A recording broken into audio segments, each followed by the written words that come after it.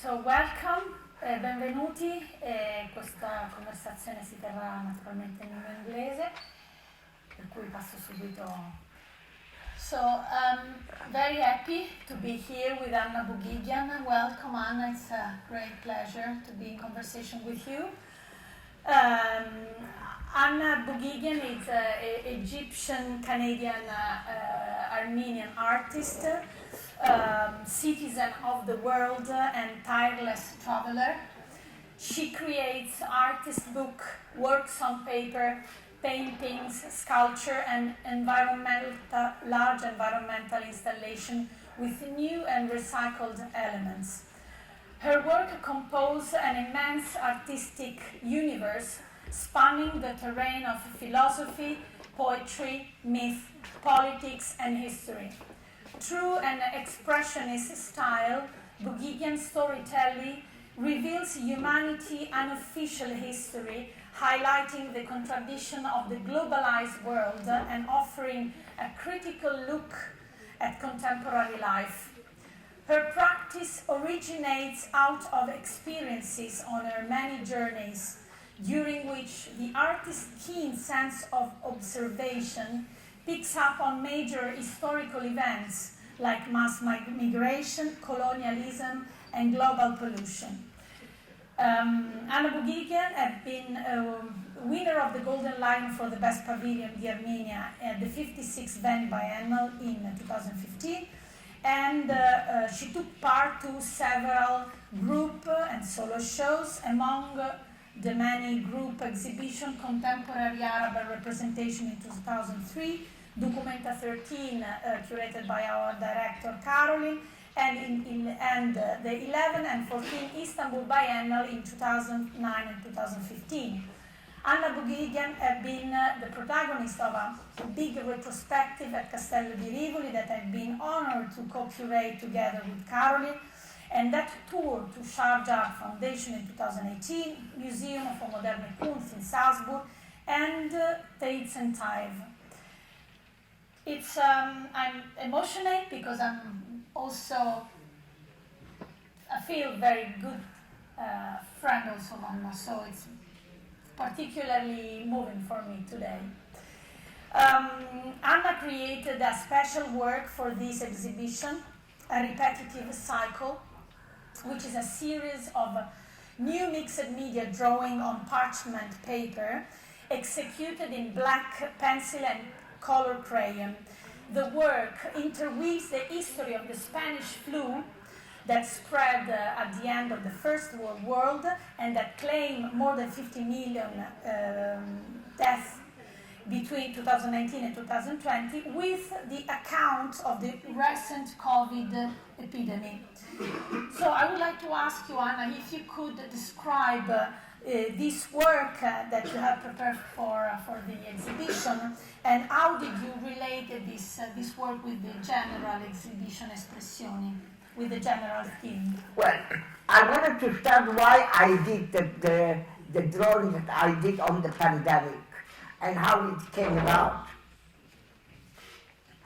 I did a work for a magazine called Art, and it was, and I did it, and suddenly I thought that I should do something that connects with the world today, and I did it something I started doing on the Versailles Treaty, and somehow I realized that the Versailles Treaty on the event of the world was distracted by the Spanish flu and the pandemic, and that somehow the pandemic we are living, it came at the same time 100 years later into our world. So it's a repetition that came and happened, and then I started making a study how did the people behave at that time, and the first thing everybody did was wear a mask, and they made the mask mandatory, and it was punished by, if you did not wear your mask, by fines or imprisonment. Second of all, they did the same thing, they used the radio, and the radio would diffuse when you could go out and when you could stay home. Then after that, it came about that the radio also told, for example, people who work in this industry or in this locality, they can take the bus number, I don't know what, at this time.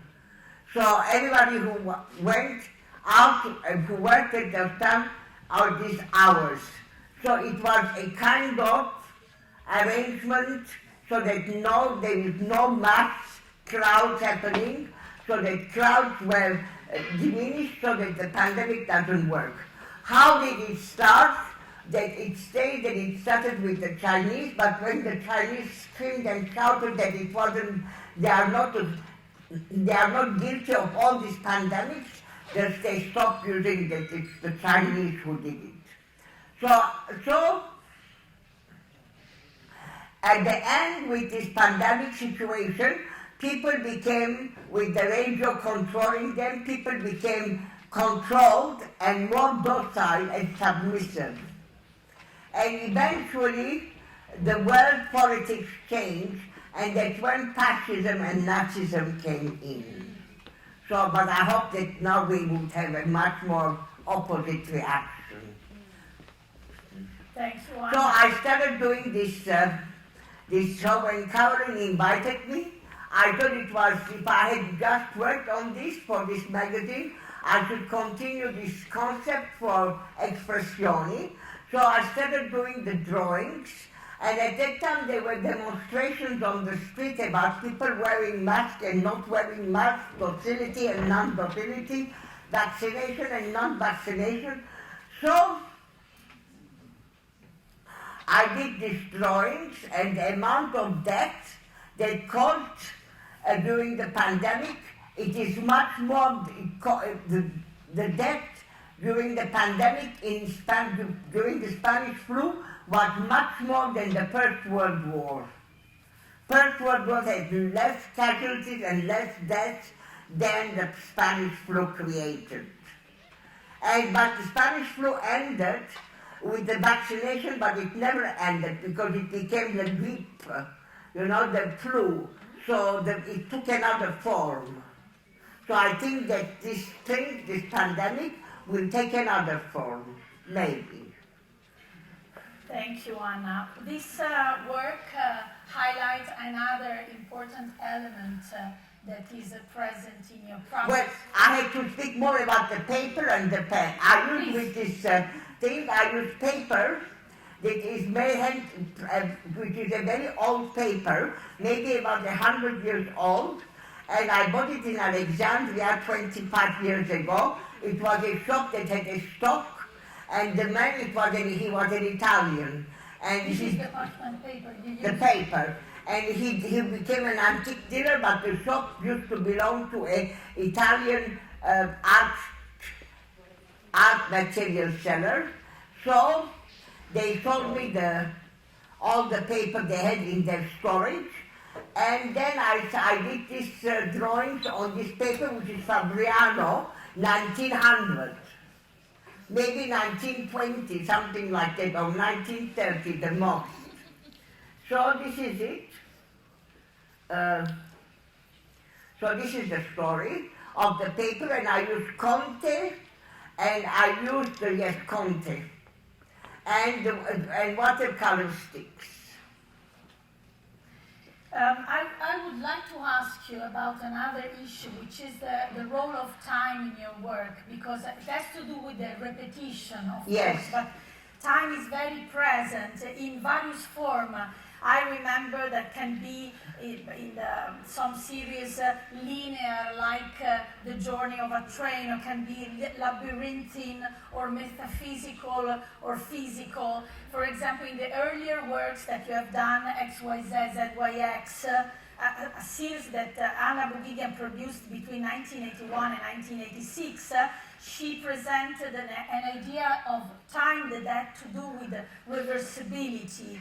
And then to the most recent work in which you deal with the figure of Nietzsche, for example, and his theory of eternal return of time. So time is a very present. Yes. Why is so present and why it's so? But time is important because the world functions around time, a movement. time is movement and time is a dimension in life. Otherwise there will be no life. That's for sure. You often work in situ. You arrive in a place when you are invited, for example, for exhibition. You arrive in a place and you start getting information out of the place. Let's say that you catch some sort of spirit of places. That's the positive or negative vibes. What do you usually get from working in? But I wanted to say something more about time. Please. You know, the time is a square, you know, that moves around. And it is like, you know, Cubism is based on the concept of time and movement. So what did you say I have to do if I came to a place, I look, and what happens to me? I said that I noticed that when you are in a place and you start working in a location, you start catching information. When you have to prepare an exhibition, you work in situ, so you get information. Yes, for example, when you came to Torino to prepare the exhibition for Rivoli, you start working on Nietzsche because you were in Torino. Yes. And so. But Nietzsche, it had started before in Spain. It didn't start in Torino. I did an exhibition on Nietzsche for the replica in Madrid. So it continued. What fascinated you, for example? Well, when I was young, in Egypt, very young, not very young, I was 20, I met this Egyptian artist who became he was at one time my teacher, but he wasn't the only one. His name was Fuad Kamel, and he was supposed to be a surrealist who became an abstract expressionism, and he told me that Nietzsche was important to read in order to clarify the mind on issues. So I started reading Nietzsche. And then I went to Greece, and I went to a mountain and I met a man who was very interested in Nietzsche. So, and then Nietzsche, of course, goes into Wagner, etc., etc. So he spreads around, and then he goes into the unconscious of study of Freud. He goes into a lot of phenomena. He doesn't stay there closed. He moves. So it's a very important person to read. And his writing is very, very beautiful because it has a lot of visual imagery. And I think it is also very interesting that at the end of his life he decided not to talk, not to move, not to do anything. He just became a piece of stone. And I think that's fascinating. I hope I don't end up that way, but he decided to end up that way. It's a different story. Going back to the work in the exhibition, there are some lines, some sentences in the work. You say isolation, alienation of humans, state of terror, anxiety, fear. The writing has been very important in your practice. What this writing add or increment? Well, the 1990s or so forth, it created the alienation of modern man. Society alienated human beings. And I think that once you wear this mask and you sit in a room and you become and you go into isolation, you become alienated eventually. Although people are already alienated, they even get even more alienated and more isolated from the society in which they are living. Anyway, the concept of creating already the family system isolates the person, individuals into a nuclear situation, nuclear setup of a father, mother, children, and then the relatives around them, and that becomes a nuclear unit living in society. Then they are looking for their own welfare, their own survival, their own creating their own wealth, and then for their own welfare. And then the rest also So there are people, of course, who survive, there are people who cannot survive, but at the end the world lives in an alienated, isolated, egotistical manner. This is what I think. And I think it's the same thing with the art world. It's egotistical, alienated, and introverted situations. Wow, thank you for this. Is it over? No. No, I would like to ask you, if you define yourself an expressionist artist, you are exhibiting within this context, but do you define yourself an expressionist? I don't consider myself any ism, I hope. But if I may, there's a sentence that you said that for me have been striking to understand your practice, have been really revelatory, and I would like to ask you if you still agree with what I'm going to read. Yes.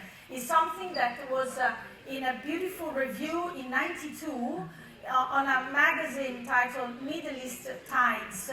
It's an Australian magazine.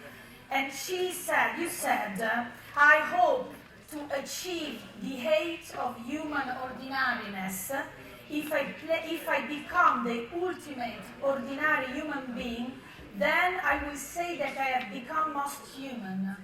That is true. I think you think it's true. What does it mean to become ordinariness or That you say you become the essence of what you are. And you think you do this with your practice also? I think that most people, with most of the world, has taught you us to be beyond to a point that we don't even know that this is not the point of being an ordinary human being. For me, this is striking. It's so revelatory for this statement, and I really wanted to share it with you. We are running out of time, but maybe... I mean, the fact that they take a painting, the collector comes and buy the painting from you, and then of course the collector will come and hassle you and take all your time because they want to put, let's say, $10 less on the painting. And eventually they will take this painting and take it to Christie's, and they want for it 25,000 times more than what they have paid because they have worked very hard for their money. And if the artist does it, poof, and the painting came. So, this is in actuality making an artist go into a terrible situation of being unordinary. This is what I think. And I feel personally that anybody who has the nerve to go to a gallery or to an artist's place and try to get a drawing for free and pay the least they can and run to Christie's, then they are beyond being human. This is my point of view.